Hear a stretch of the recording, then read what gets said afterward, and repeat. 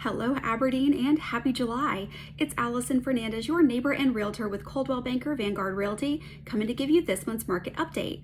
Guys, right now we have 27 active listings right now. Everything from a 2-bedroom up to a 5-bedroom. If you want a large home, small home, pool home, preserve home, whatever you want, we have it here in Aberdeen. There are currently 9 homes that are under contract or pending, and in the month of June, we saw 7 homes close. Now, those 7 homes closed on an average of 99% of their original list price. That's pretty impressive, guys. Now, 99% of the list price, but 5 of them had a concession. Funny enough, also 5 of these homes sold in Sutherland Forest. So out of the 7 homes that sold, 5 of them were in Sutherland Forest, and 5 of them had a concession.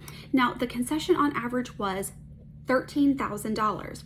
What does that mean? That means if they sold their home for $500,000, in reality, they sold it at $487,000. That is what they netted as their sales price.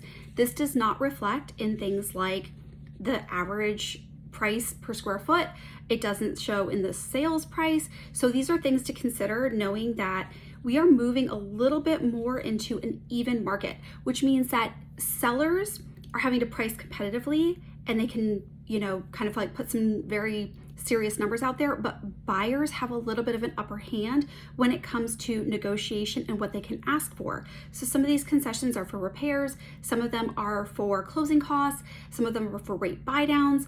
People are getting more creative. So if you're thinking about selling your house, keep that in mind. You may get an offer that isn't just a straight purchase offer. They may be asking for something. So make sure you're considering your pros and cons when you are considering that offer. Back to the numbers, those houses that sold were $249 per square foot for the 2 pool homes and $233 per square foot for the 5 non-pool homes. Now, days on market was remarkably low last month. It was only 25 days on market.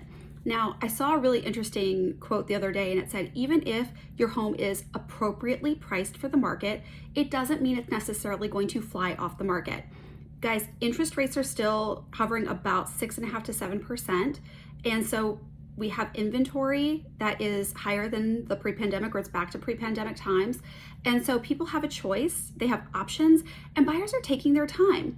And it's okay. We want them to take their time to make a good choice.